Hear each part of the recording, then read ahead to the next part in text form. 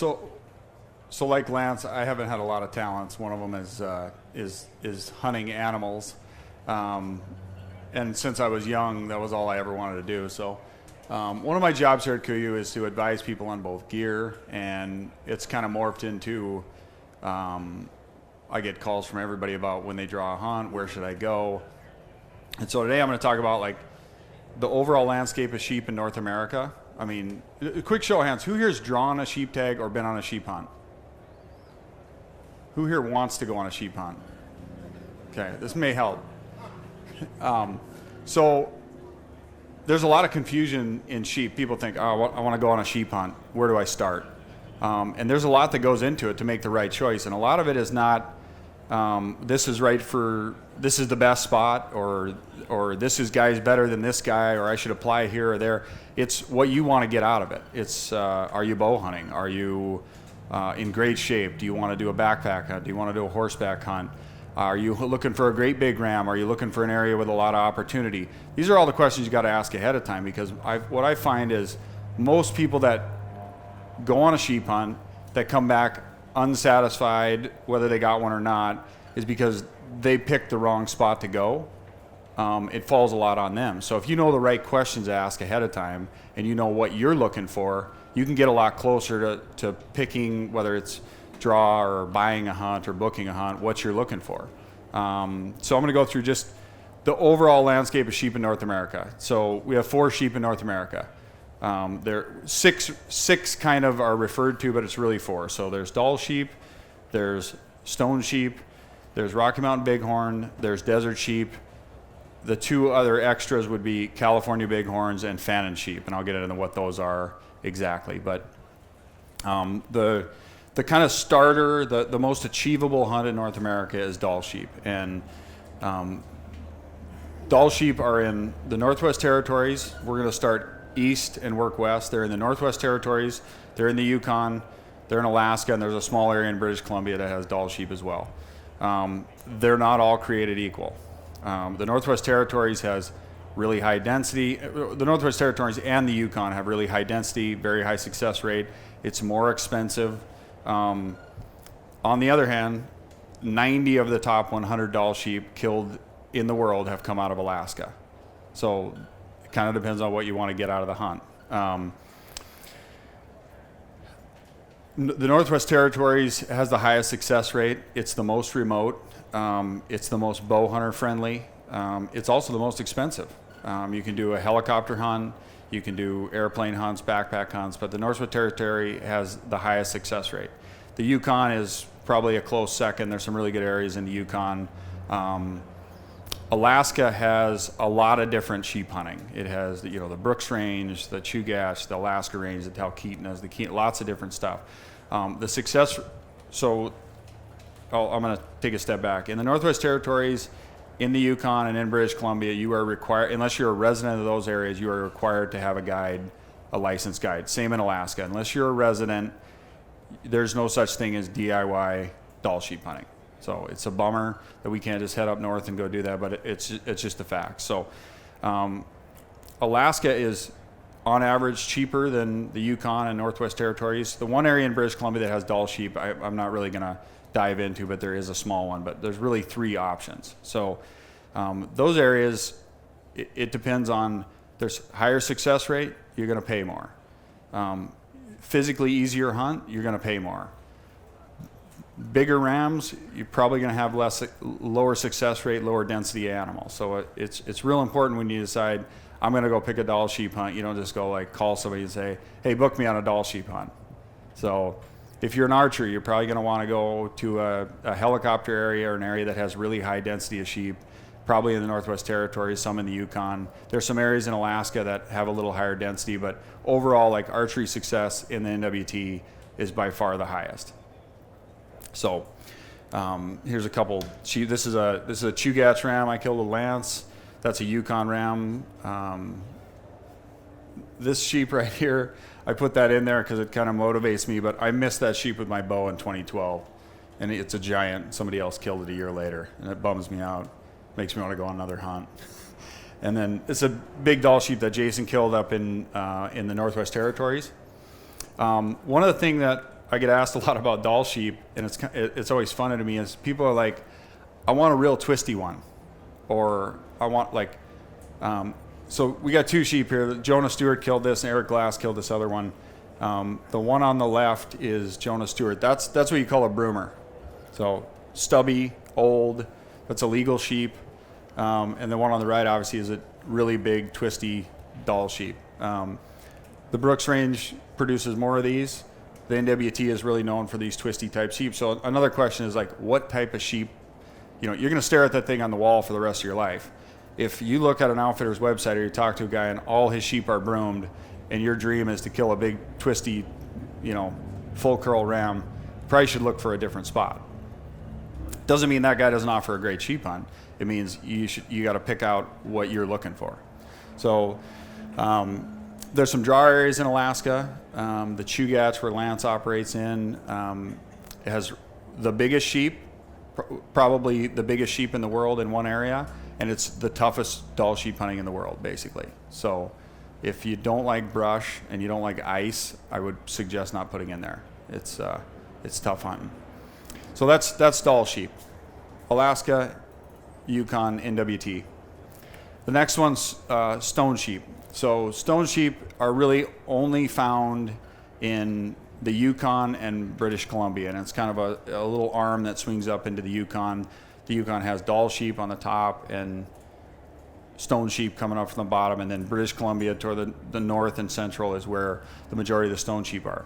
Stone sheep come in all different sizes, colors, configurations. It's probably the one I get the most questions about are stone sheep, and I'll just show you a couple pictures. So this is a great big ram that a friend of mine, Alan Bolin, killed in the Yukon. It's a pretty light stone sheep. It's a true stone sheep from an area. It's not a Dall sheep. And then another buddy of mine, Johnny Nyker, killed this really dark ram in British Columbia. Typically in the Yukon, you're looking at lighter heads with a colored up body, and typically in British Columbia, you're looking at darker sheep. I mean, people consider a true dark stone in British Columbia. And here's a pretty good example. These are my 2 stone sheep. This one's from Jarrett Dooling's area in the Yukon. That is none of them are all the same, but that's a pretty typical Yukon stone ram. And this is a British Columbia stone sheep. So you can tell, like, if your goal is to kill a dark stone, you probably shouldn't go to the Yukon. There's more lighter sheep up there than in British Columbia. And the biggest rams are in British Columbia. Stone sheep right now are probably, if you're going to book a hunt, they're between 35 and 50,000 depending on where you're going. So it's an expensive hunt. The success rate is probably the lowest of a hunt that you're going to book too. There just aren't a lot of stone sheep. I think there's 40,000 elephants in Zimbabwe. There's 8,000 stone sheep on the planet. So I mean, there's not a lot of stone sheep. Here's another example of some color choices. These are from not very far away. Again, just looking at the color. This one's almost pure black, and this one's almost as light as you can get. Both of these are British Columbia sheep. And then here's another example. We hunted an area on the west side of British Columbia in 2014. This is a ram that Jason killed. It's almost totally blue. There's not a butt patch on it. It's got a dark streak down his back. And this ram, the other big twisty one with the light head and the black body, was killed 10 miles from where we killed it. So that's how much they vary area to area. So that's the kind of rundown of stone sheep. So your BC and the Yukon. There's a lot of great outfitters. Again, there's unless you're a BC resident or Yukon resident, there's no self-guided hunting. So if you want to get a stone sheep, you're gonna have to book a hunt. Rocky Mountain Bighorn. This is probably the most achievable one that we get access to as U.S. residents. So as you can see, they're in BC, Alberta. In BC and Alberta, it's required as a non-resident to hire an outfitter.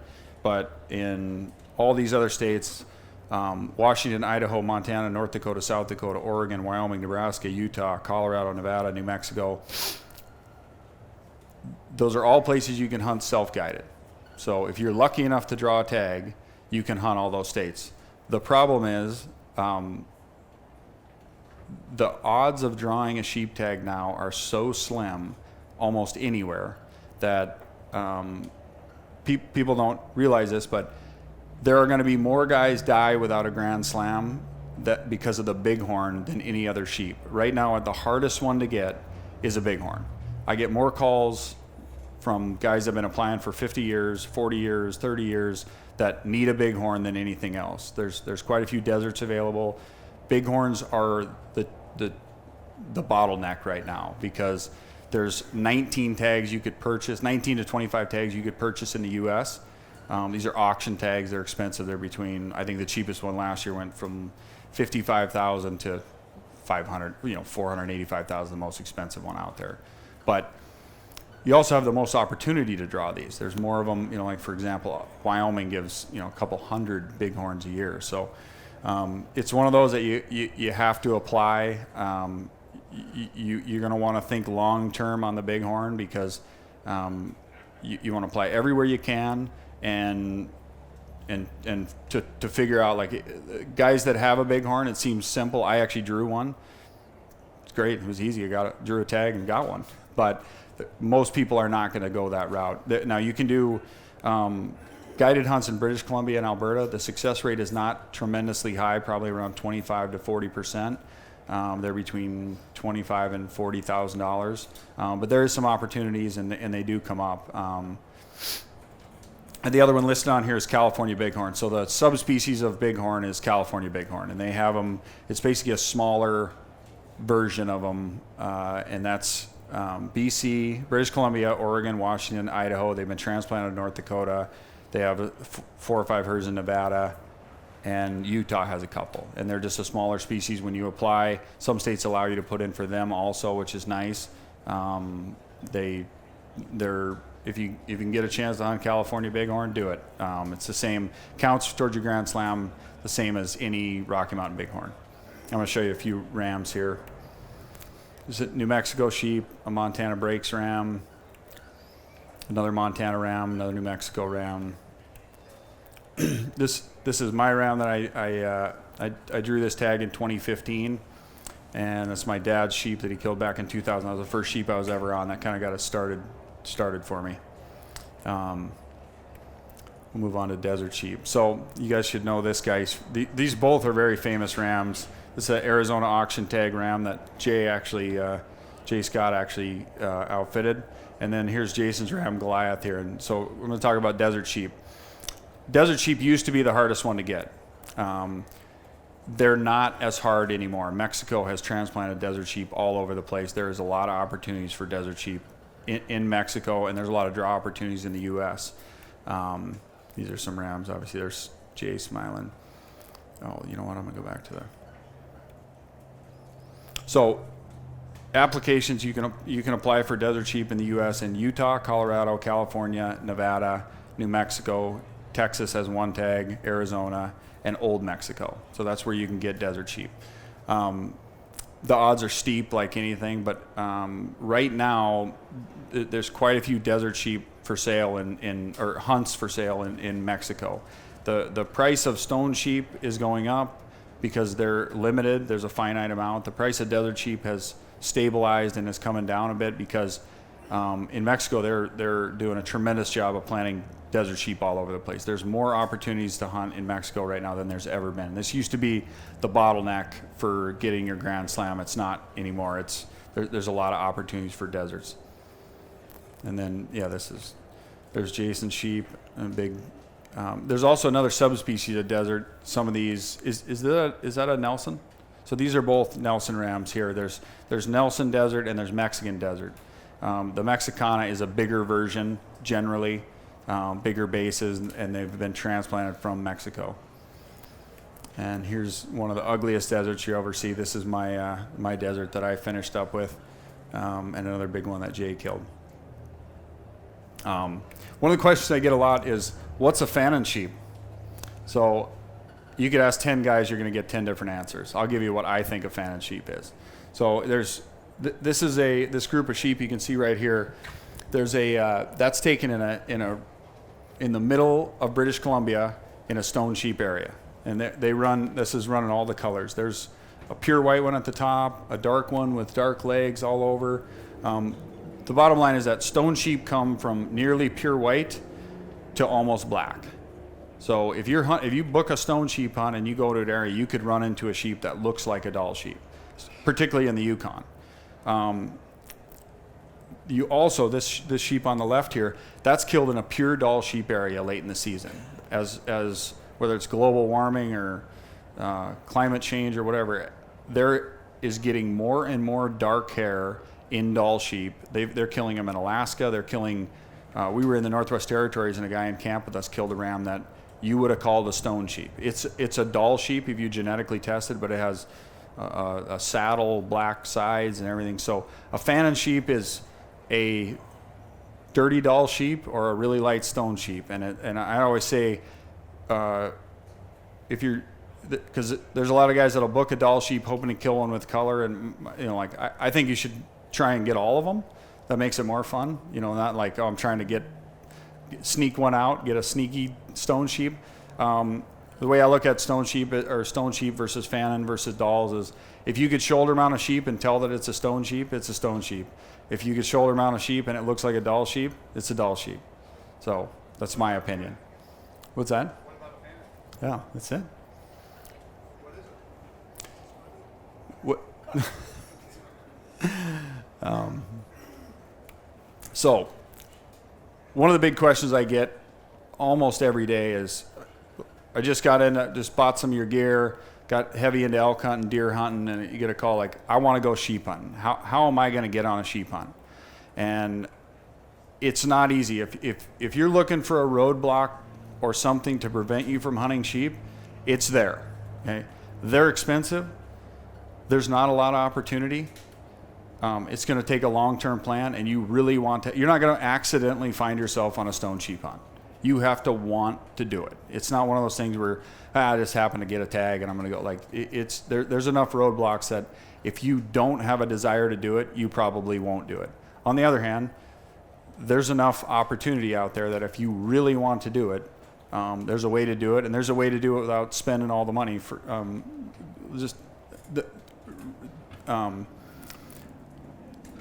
I finished my Grand Slam last year, and I killed my entire Grand Slam for $24,000. It took me 11 years, and I got really lucky, but at the end of the day, I did it for $24,000. I won a stone sheep hunt in a drawing, which I'm in every stone sheep drawing that's ever been issued, I'm in.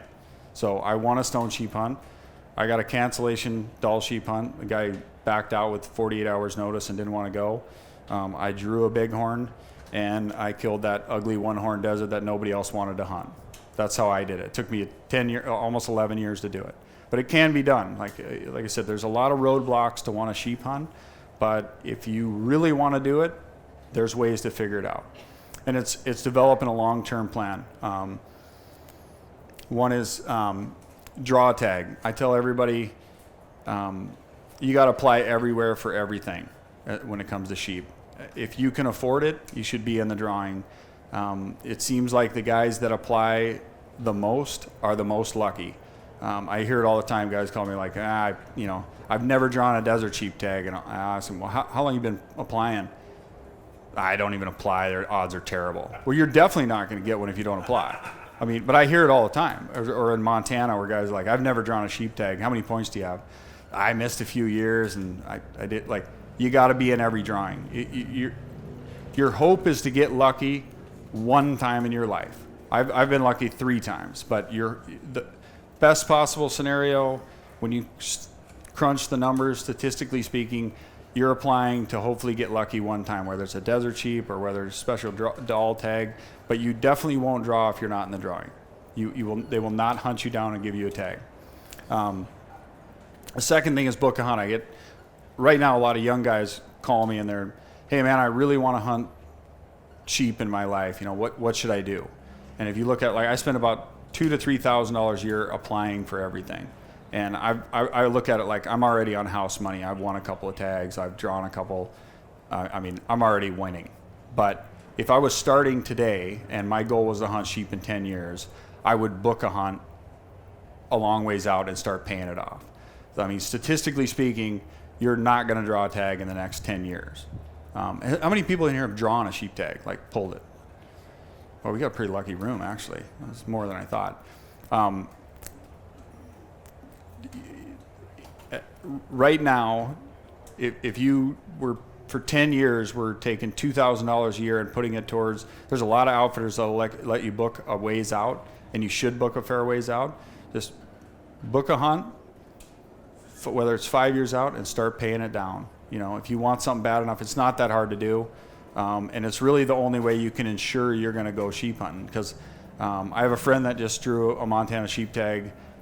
He's won some other stuff, but he's been applying in every single state for 47 years, and he just drew his first tag. So every state, he's $2,000 or $3,000 a year. Started when the odds were amazing. First sheep tag he's drawn in 47 years. That's a long shot. And as you're applying, if you can afford to apply right now, you should. But to tell you where the odds are going, like I have a friend who drew on his first application in 1990 in Nevada for desert sheep in the Mormon Mountains. The odds were 1 in 7. Those odds are like 1 in 300. I don't even know what they are now. I just apply because they're insane. So if you extrapolate, that's 30 years ago. They're not getting easier to draw. So I just say apply everywhere you can and plan to make one happen.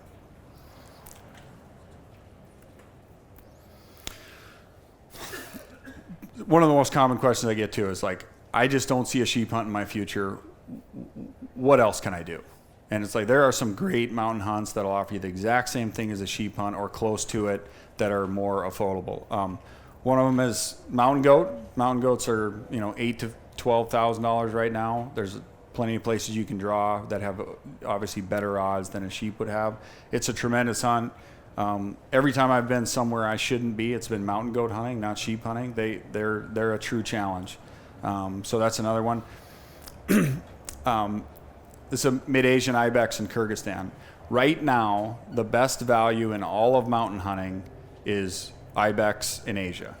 So I'm going to Kyrgyzstan this fall because I want to go check it out. But you can book. I booked a plane ticket from Bozeman, Montana, to Kyrgyzstan, Bishkek, Kyrgyzstan, and back for $1,100. The hunt's $6,000 to go on. There's not a mountain hunting experience in all of North America that probably can compete with that. So it's a bit of a travel, if you want to go do a true mountain hunt, it's a long ways away. I'm hoping it's relatively safe. They say it's relatively safe, but there are some other options if you want to do this, and again, for that kind of money. And another one is a tur. There's Pedro with his great big tur he killed in Azerbaijan. This is, for the money, probably one of the best mountain hunts in all of the world. It's one of the steepest places on the planet. It's a super unique animal, very challenging, pretty tough to beat. And those are in the realm of a really good elk hunt. And then the other one in the States, if you want to get like a good starter hunt, I've done this 3 times now, and they're super challenging. It's pretty hard to beat an aoudad. They're not delicious, but they're really challenging. I'm not gonna lie, they're not good eating. They're terrible. But it's a real challenge. It's more of a goat than a sheep, but it's a great starter hunt. You can do them. You can draw them in New Mexico. Or you can, buy them in Texas, and they're pretty good value. So I always tell guys, like, if you're just starting and you want to dip your foot in and see if you like it, be a good one. And some of these other ones, if you're looking to get a tremendous value, but you're going to travel a long ways, those are some other options. So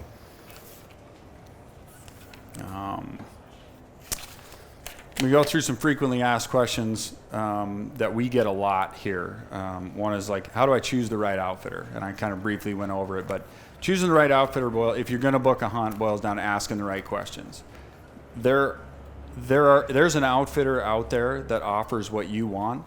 You just need to make sure that you ask the right questions. I deal with lots of guys that are either unhappy or, this could have been different. And then it's like, well, if you are not in that great a shape, or don't have that much time, and you want to go on a hunt, you probably shouldn't book a 15-day unsupported backpack hunt where they drop you off.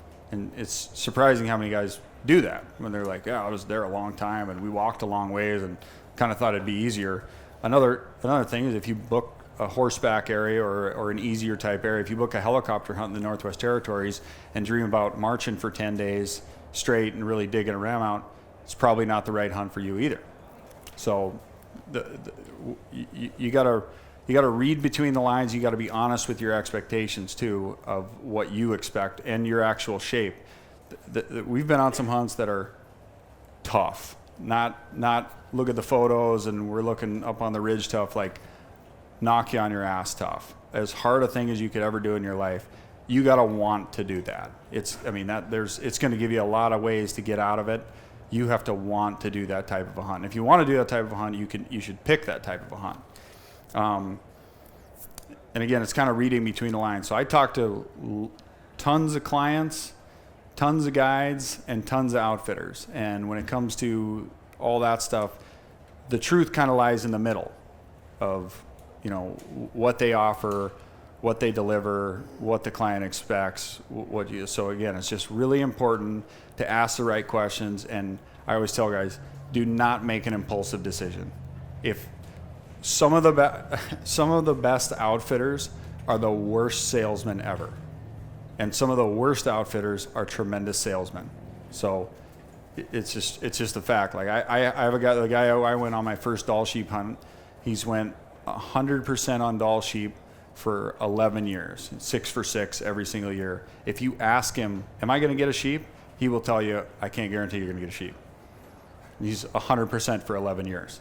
So the more honest they are and evaluating you, like I always just say, talk to the guy, go with your gut, who you feel the best about, talk to a few of them, but don't make an impulsive decision when you're going to book. Don't just like, I'm going to do it.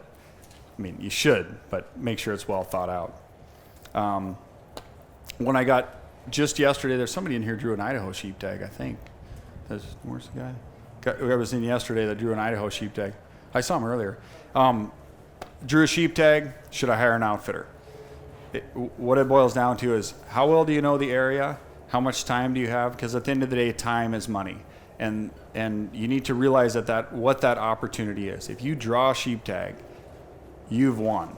You are way ahead. You don't want to waste that opportunity. Now, I drew a sheep tag. I had 40 days off in the fall, and I knew the area. Went and did it on my own. Amazing hunt.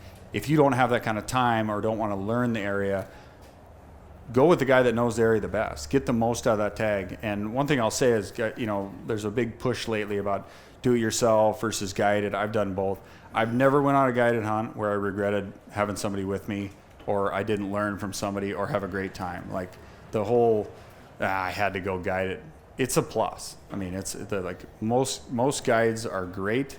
You're going to learn a lot. It's nice to have somebody with you. It's new area, and especially if it's a new area, you're gonna learn stuff. You're gonna pick up new tricks. I always learn when I'm hunting with other guys. So it just boils down. Time is money, and you need to be realistic with how much time do I have to learn the area. And if you got tons of time, do it on your own. Great, that's awesome. And you know the area. You've been growing up looking at. If you don't know anything about the area, you don't have a lot of time off. You're not in tremendous shape yet. Find the guy that can help you out the best. Get the most out of that tag, because you don't want to look back 10 years and go, man, I really messed up that opportunity, because they don't come around often enough. Success versus quality. I get this. This is another one I get a lot. Like I said, particularly from archery hunters, 90 of the top 100 rams killed in the world, Dall sheep, have come from Alaska. Okay. The highest success rate for archery, for example, is in the Northwest Territories. If you want a lot of opportunity, like you have to get a sheep, pick a place that has a lot of sheep. When it comes to stone sheep, the lowest density areas, the areas with minuscule sheep, generally produce the biggest rams. They live the longest. They don't run across people that often. So quantity and opportunity versus quality can oftentimes be the opposite. You could go into an area that has very few sheep, hunt 12 days straight, kill a gigantic ram. That guy's thrilled. Or you could go 12 days and not see one, and if the guy picked that hunt, he knew, I'm going in there looking for a great big sheep, it might not work out, he's still thrilled. The guy who hopes to see a pile of sheep doesn't see any and leaves without one after 12 days, should have picked an area that had more density. So you really want to be honest with, do I have to get a sheep? Do I want to go to an area that has lots of sheep? Put that in when you're making the decision. Archery versus rifle. I have one thing I tell people: if you can't go home without a sheep, don't take your bow. It's that simple. The odds of you killing a sheep with a bow, if you've got a rifle with you, are slim and none. If it's your first sheep hunt and it's like, well, I might take my bow if it was in the right spot to start, don't do it. Take your rifle, go have a great hunt, look through, get the right sheep. But if you can't leave without one, don't take your bow. It took me 7 hunts of my own personally to get to the point where I can leave without one. And it wasn't on my first hunt, I can tell you that. So archery versus rifle, if you're a diehard bow hunter, 2 things. Pick an area that has a lot of opportunity and stick to it. And if it's bow or nothing, then that's great. But if not, the odds of I'll have the guide carry the rifle and I'll take my bow and hopefully I'll be able to stock it, I can't even recall when that's worked out. So just take your rifle, have a great hunt.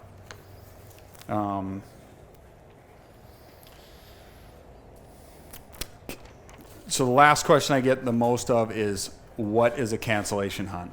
And this is probably the most confusing thing out there. You guys we'll call in January, I just picked up a cancellation hunt for, whether it's Dall sheep or stone sheep. And it's that's not a cancellation hunt. That's a hunt they couldn't sell.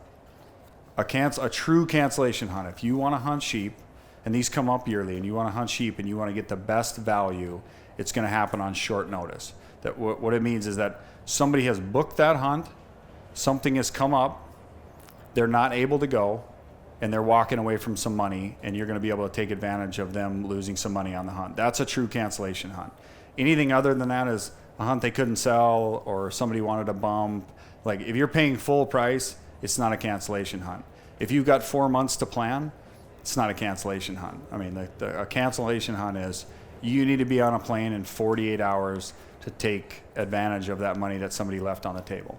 And it comes up every year. One of the big ones is a lot of guys don't know. If you have a DUI or somebody's traveling with you that has a DUI, you're not getting into Canada. And every year there's 3 or 4 times where I'll get a call where Jim got stopped at the border. He had a DUI 8 years ago, and he's not going stone sheep hunting, and we need a hunter tomorrow.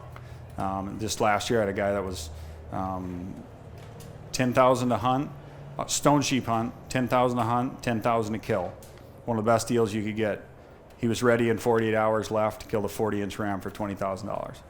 Stone sheep, black stone sheep. So that's what a cancellation hunt. And it's is there a secret list?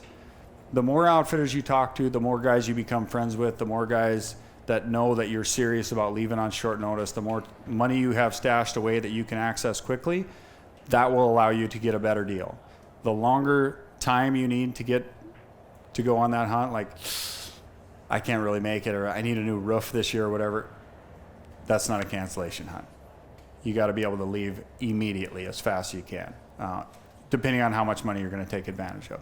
So those are the kind of the most common stuff that we get as far as non-gear related. Jason's going to go over gear list later. So I was going to open up to questions. Anybody, any question about anything sheep related, draw related, sheep in all of North America, anything? Stone and Dall interbreed, great question. Not that I know of. There are Dall sheep that have color in them, but as far as, and there are stone sheep that are nearly pure white, but as far as a stone sheep area where Dall sheep interlap, I'm not aware of anywhere that happens. There's places in the Yukon in one concession that has isolated bands of Dall sheep that come close to the Northwest Territories and stone sheep in their southern areas, but I'm not aware of anywhere that I think that's what people think they are. It's a stone ram bred a Dall ewe, but really what it's a Dall sheep are getting darker. 25 years from now, with the rate that the amount of dark hair that's in Dall sheep, it's going to be pretty rare to kill a pure white Dall sheep. The Northwest Territories, almost up to the center, they have sheep that, Aaron Davison's over there, he killed one. That's a really dark Fannin sheep. that was killed in the North Swift territory. If you genetically test it, it's a Dall sheep. But, field judging sheep. It's another reason to hire guys if you're Yeah. So when you're talking about sheep, I'll get quickly into the score. One of the things that people don't realize is that when you're talking about big rams, sheep score is 60% mass. So everybody likes the big, twisty, long, beautiful sheep, but the heavier the ram, the bigger it is. So what you look for is mass, drop, how far it comes down. You'll see tight little rams that are like this they look awesome. They're beautiful sheep, but they're not going to be huge. The deeper the drop, the more low slung they are, the bigger the body. One of the biggest things about judging sheep is body size. When I go into a new unit and I'm looking to whether I'm guiding there and I've never been there, or I'm going along with somebody and helping them out, first thing I do is I run it like a spreadsheet. I go find the county, I pull every big sheep that's ever been killed there. I run the data on what's the average size of the bases, whether it's from the biologist or from Boone and Crockett. I run what are the average size of the bases on there. Length is pretty easy to get how long they are. I mean, they're generally between 30 and 45, and you just got to kind of guess where that is. But picking, you're going to be a lot more accurate if you know what to expect. You can't just walk in like, man, that's a huge looking Dall sheep. It must be a book ram. I mean, some of the sheep that that I showed you here look like they should be gigantic. We killed a couple in Bonnet Plume. That one's 42, mine's 39. They both look like they should be over 170. Everybody that says, how big are those sheep? They're both 160, 161, because they have small bases. So mass pushes score. So 60% of the score comes from mass. So the number one factor, which I should have covered earlier, is age. The older the ram, the heavier he's going to be. The longer he's lived, the more he's going to push mass out. You want to shoot old rams. I mean, I would way rather kill 150-inch Dall sheep that's broomed and 12 years old than a 6-year-old that's 40 inches long. For me, age is the big. I always want to look for age. But as far as judging great big rams, how heavy they come out of their head, you'll know pretty much from looking at the area, like what the area produces. Where I live in Montana, we have areas. I drew an area that had between 15 and 16-inch bases. I pretty much knew what I was getting into in the area I was hunting. I've guided in the Missouri breaks where they go from I've killed them from 13.6 to 17.7. It's pretty hard to judge them. I mean, that's a massive gap. A lot of it boils down to body size. A lot of it you can tell on those small rams. You can tell, and a lot of the big ones will fool you because they're short and stubby. They don't look as long as they are. So basically, it's picking someone's brain. Again, it boils down to whether you hire an outfitter that knows what they're doing or knows what big sheep look like, or bringing guys with you that are qualified to judge them. Or what I always tell guys is, if you have a sheep tag and you're going hunting, do not get wrapped up in score. It's awesome when everyone is looking for a big monster 40-inch ram. There's no one heads in the field and goes, I want a stubby 30-incher. It just doesn't happen. But what I always tell guys, if you draw a sheep tag, look at every sheep and shoot a sheep that you want to look at. Because what happens is guys, they get wrapped up in score, and I see it in Montana a lot where they go like, oh man, the bases are huge, and they'll shoot a really ugly ram because they thought he was big. And then it's a double bummer because you're going to have to stare at that ugly thing for the rest of your life. And his bases don't turn out to be as big as you thought they were. It's a real bummer. So I always tell guys, before you start worrying about score or this a tag of a lifetime or anything, like, make sure you shoot a ram that you want to look at. Every single sheep I've killed, including that ugly 19 by 29 one I killed with Lance, I love that ram. I knew that ram was ugly when I shot him. And that's why I liked him.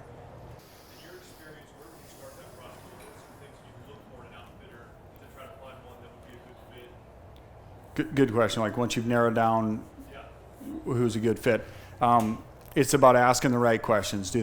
First of all, you want to talk to some past clients, references of somebody that I always say, when you're getting advice on sheep hunting, don't ask somebody that hasn't done it. There's a lot of guys that will speculate with your money. I think you should do this. Don't take anybody's advice that hasn't stepped up and actually paid for one and went on there. So talk to somebody that's actually done it, that put their trust in that person. Because there's a lot of guys out there, I think you should go here. Well, why aren't you going? Like, I don't have the money. not going to do it.